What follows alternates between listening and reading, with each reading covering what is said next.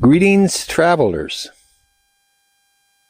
Welcome back to Travelers in Consciousness, where we just talk about a lot of things, but especially consciousness. Let me take these glasses off. We talk about consciousness and this travel, this journey that we're on. Right now, I'm in this amazing little canyon that I like here in southwest Idaho. I've got my big rock here. And if it falls while we're talking, I'll get a lot of likes, a lot of follows. Although, if it falls on me, there won't be much to follow.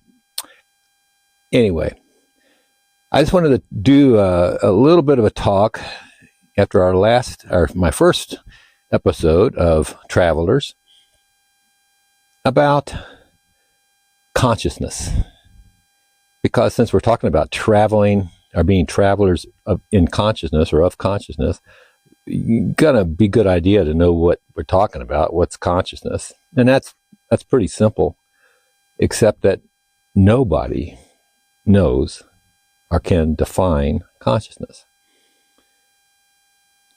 We're all aware of it, we all use it, but trying to put it into a little box of words, because the problem is, to do that, you have to stand outside and describe something. And unfortunately, there doesn't seem to be an outside of consciousness.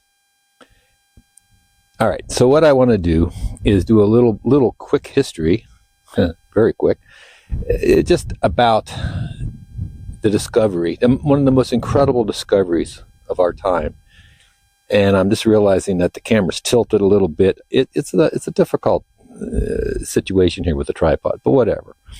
You guys can just kind of tilt your heads. All right.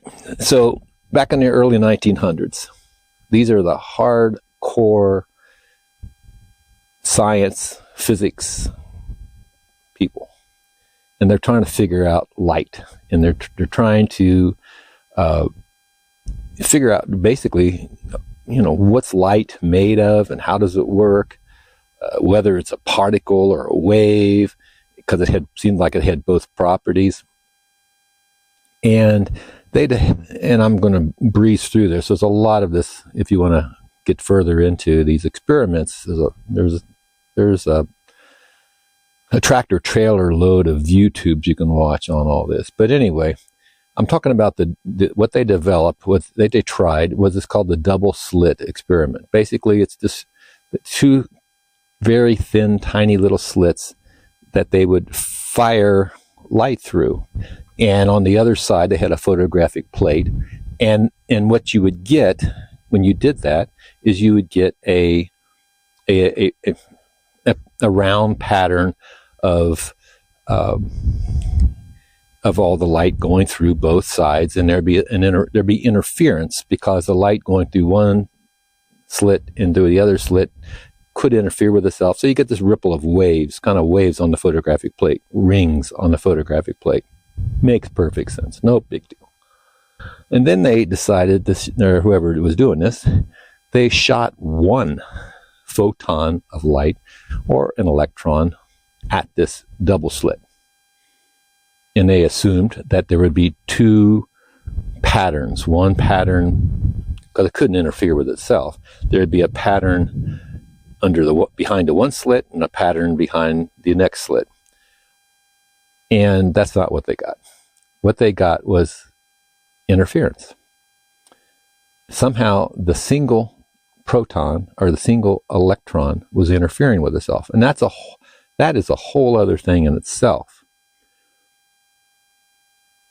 But they tried other experiments, and this is where it gets really crazy, that ends up being crazy enough, is that they found out that if they would watch the experiment, in other words, watch the photographic plate, or even if they put a video camera in and they weren't even around, it would give them a different result than if nobody watched it. It's called the observer effect. And it's well known, well documented, has been tried countless times in all kinds of ways, even with time lapse, or time delay.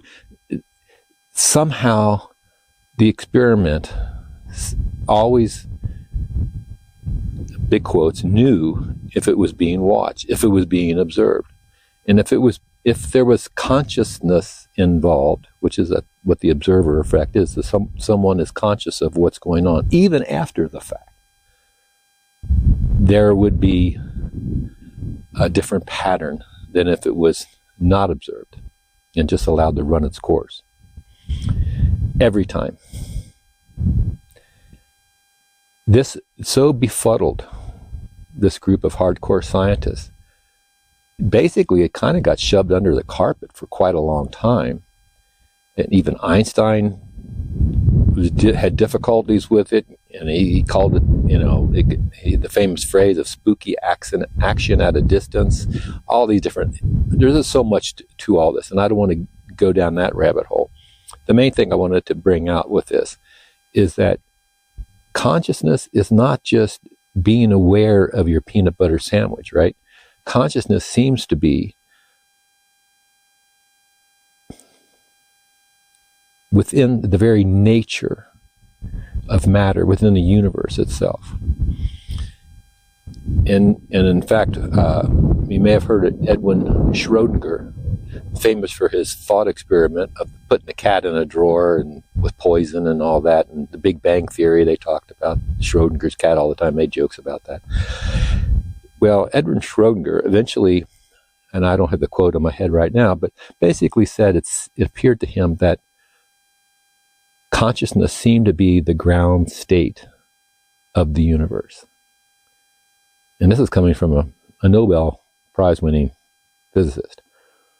So when we talk about travelers of consciousness, we're talking about something very deep and very mysterious, really, because we don't really know what it is.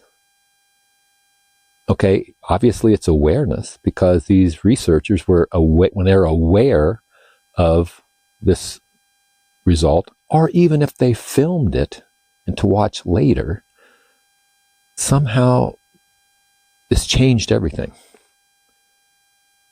All right, so as we travel through life and through time, being aware of so many things, like being aware of this great big boulder here, this granite boulder from I think it's called the Idaho batholith, that was formed deep underground millions of years ago, shoved up to the surface.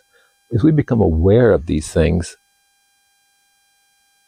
there's an interchange going on. There's a connection going on.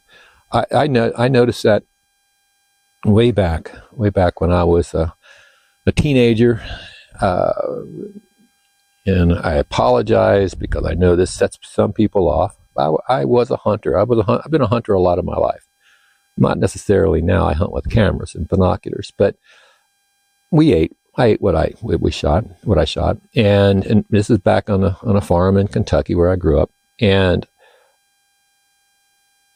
one time I was crawling up, totally camoed out, with my rifle with a scope on it, little 22, and I was at the time shooting crows because they were getting into our corn, that type of thing. And I'll never forget I was really good at this at the time, and the crow never saw me, never knew I was there. The back was to me, actually, sitting on a tall branch, maybe 100 yards away, 80 yards away. And when the crosshairs, and I was all ready, and the crosshairs settled on that crow, I'll never forget. It was my first initiation or realization that there's more going on, because that crow started looking around, got very nervous. You could tell he's looking all over the place. I believe, and of course, as my own people could say anything about this, He felt it. He felt my focused consciousness that was going to be his end, and he flew off before I could shoot. And that was a gift, because I thought about that all my life. And when I was up in Alaska and I was going out hunting with the Yupik Eskimo friends of mine, and then when I lived up in the far north with the Inupiat Eskimo, they didn't ever say that they were going hunting. They never used those terms. They never said, like, we're going to go moose hunting. They would say, we're going to go look around. We'll go look around. Because they knew. They knew through their culture, through their ancestors, and because when your life depends on getting food, you pay attention. And they knew that talking about this, we could call it superstition, but they had an experience with this, somehow in the wavelengths of consciousness, it was known. So anyway, I just wanted to introduce this, have you thinking about consciousness. And another way to look on it is as awareness. And something that I came up with, because, if we talk about awareness and the intelligence of awareness, one of my favorite examples is that of flowers, like a buttercup that tracks across the sky and the sun with its open blossom, and it is shaped like a parabolic receiver, funneling the energy from the sun, funneling it just like a satellite dish focuses the, say, Wi-Fi. It focuses the energy from the sun on its ovules that are developing into its seeds, and it goes across the sky. And at night, it moves back facing east, getting ready for when the sun comes up in the morning. That's awareness to me. It's obviously aware of the sun. Or you can talk about the Venus flytrap that's aware of a fly that lands on its little things and catches a fly. Anyway, there is awareness in all different kinds of awareness.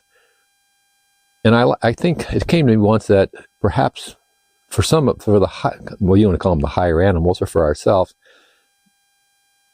maybe it's awareness squared, in the sense that you're aware that you're aware. And that's a level of consciousness, when you're not only just aware, but you're aware that you're aware.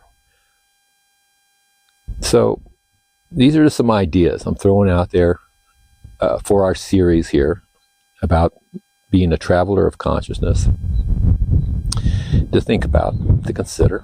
I'd love to hear what your thoughts are on this. And I think I'm about ready to lose my sunlight here. It's about fading back behind the hill there. All right. More later.